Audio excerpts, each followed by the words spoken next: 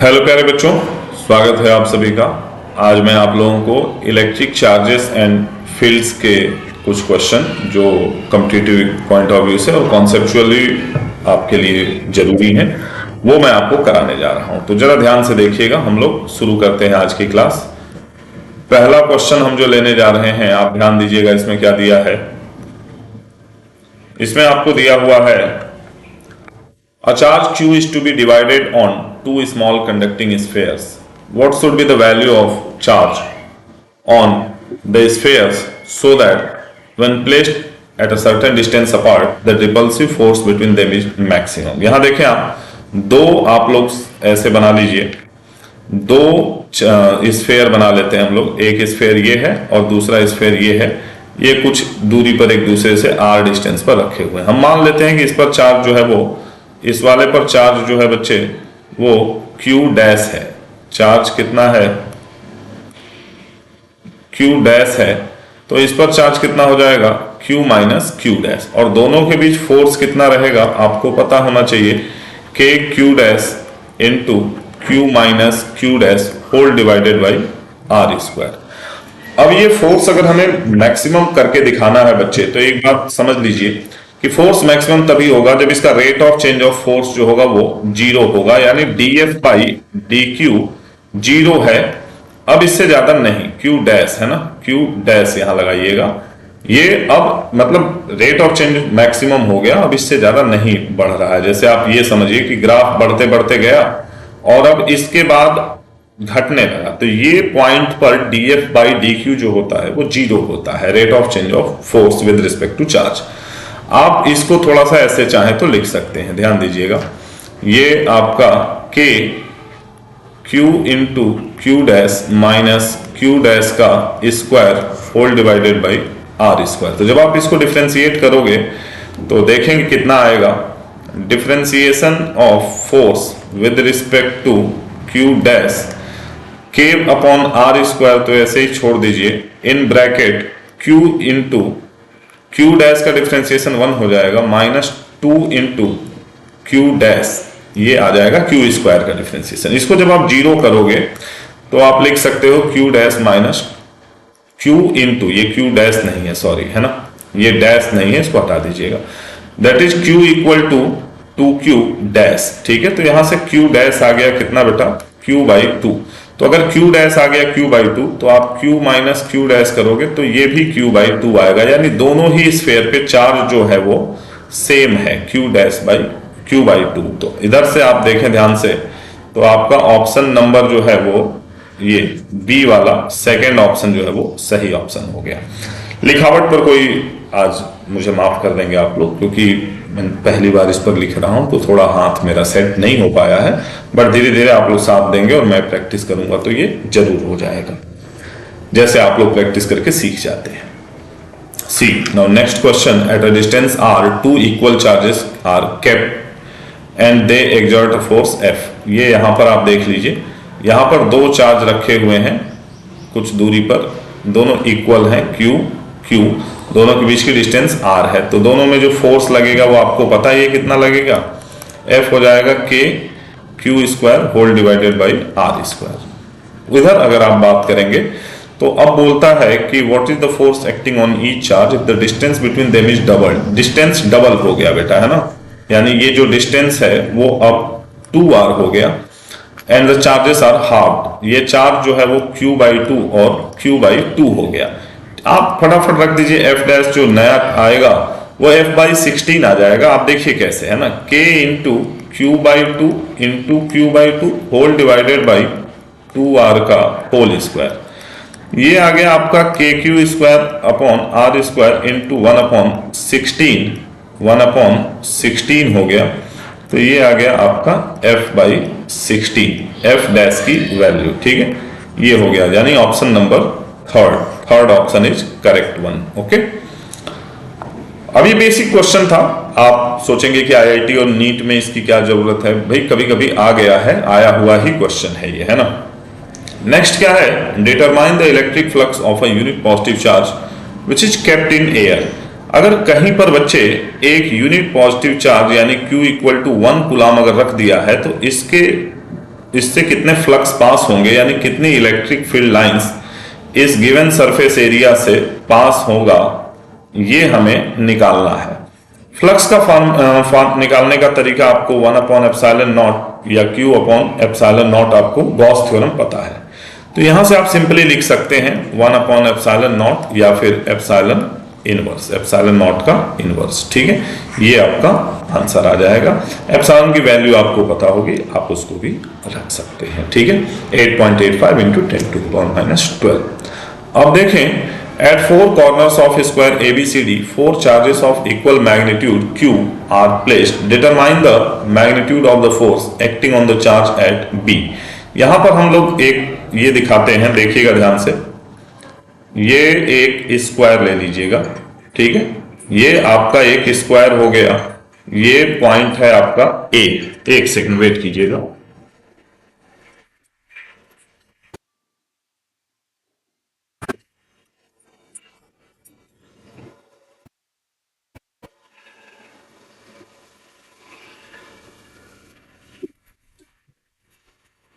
Wait कीजिएगा, थोड़ा सा डिस्टरबेंस आ गया था बीच में। हाँ, ये और इधर देखिए, ये पॉइंट, इसको B बोल दीजिए आप। ठीक है, इसको A बोल लीजिए, इस पॉइंट को A बोल लीजिए, ये पॉइंट आपका, इसको C बोल दीजिए, और इधर आपके पास ये वाला पॉइंट जो है वो D हो गया। ठीक है, A B C और D। ठीक है, ये पॉइंट A है। इन सभी पर चार्ज जो रखा है बेटे वो Q रखा है, सभी पर चार्जेस क्या रखे हैं, Q। ठीक है, आपसे बोला है determine the magnitude of force acting on the charge at B। B वाले चार्ज पर आप ध्यान से देखेंगे तो आपको ये मिलेगा, ये B वाला की अगर बात करें आप, तो A की वजह से ये फोर्स F1 हो जाएगा।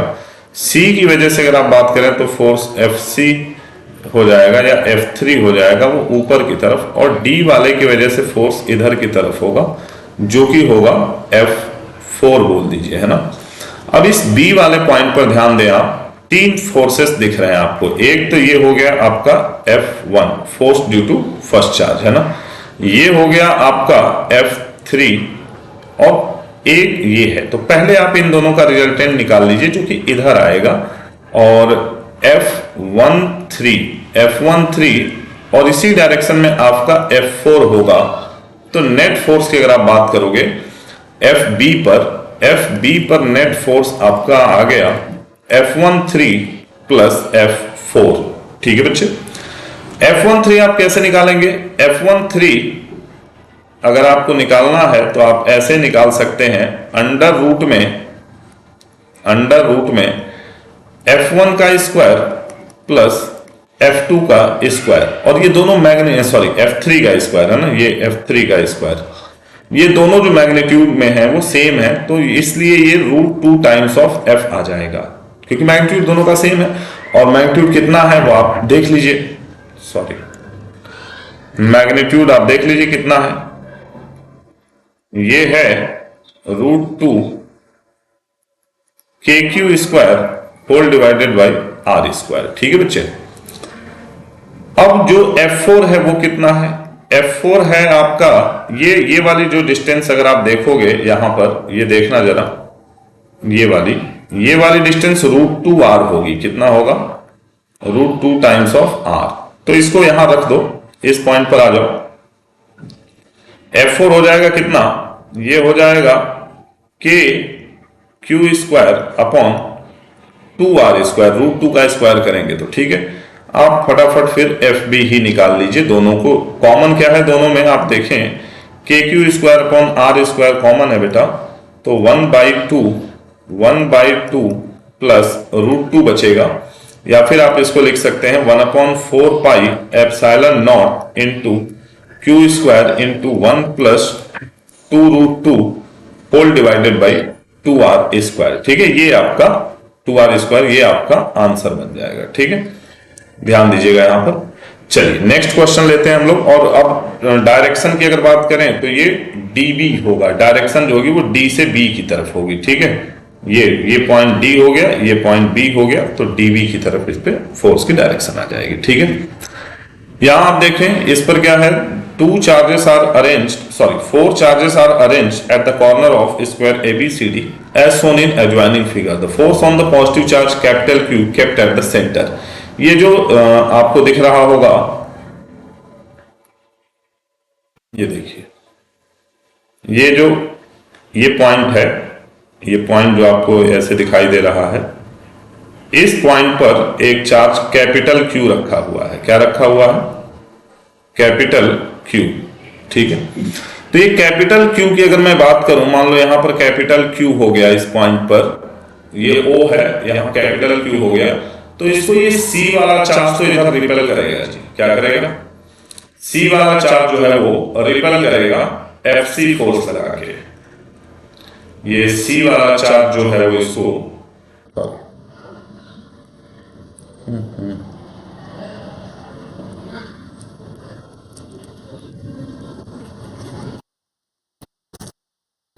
एक सेकंड बेटा, ये वाला जो C वाला है, ये इसको रिपेल करेगा, इधर फोर्स लगाएगा FC, और जो A वाला है वो इसको इधर फोर्स लगाएगा FA, ये इधर फोर्स लगाएगा FA। ये दोनों एक दूसरे को कैंसिल कर देंगे क्योंकि दोनों का मैग्नीट्यूड जो होगा वो सेम होगा। लेकिन इसी Q पर अगर मैं बात करूं तो ये D की वजह से हमेशा D क्योंकि निगेटिव है तो ये FD नीचे लगेगा, और FB पॉजिटिव है तो FB भी नीचे लगेगा। ठीक है, तो FO जो है या कैपिटल Q वो होगा FD प्लस FB, और दोनों मैग्नीट्यूड में सेम है तो 2FD लिख लो या 2FB लिख लो। एक थोड़ा सा यहाँ ये समझ लीजिए, अगर ये R है, ये R है, तो ये वाली डिस्टेंस √2R होगी, और इसका जो आधा होगा यानी OB बोलो या OD बोलो, वो हो जाएगा √2R डिवाइडेड बाई 2, तो ये आ जाएगा R बाई √2। ठीक है, आइए वैल्यू रख देते हैं यहाँ पर, 2 into K capital Q into 2Q whole divided by R by √2 का होल स्क्वायर। ठीक है, तो ये एक 2 ये वाला जो √2 से स्क्वायर होगा, एक 2 ये वाला और एक 2 ये वाला, ये सब मिला के 8K capital Q small q upon R square. आप इस आंसर को नोट कर लेंगे। ठीक है, और इसकी भी डायरेक्शन अगर होगा तो OD होगा। डायरेक्शन क्या होगा?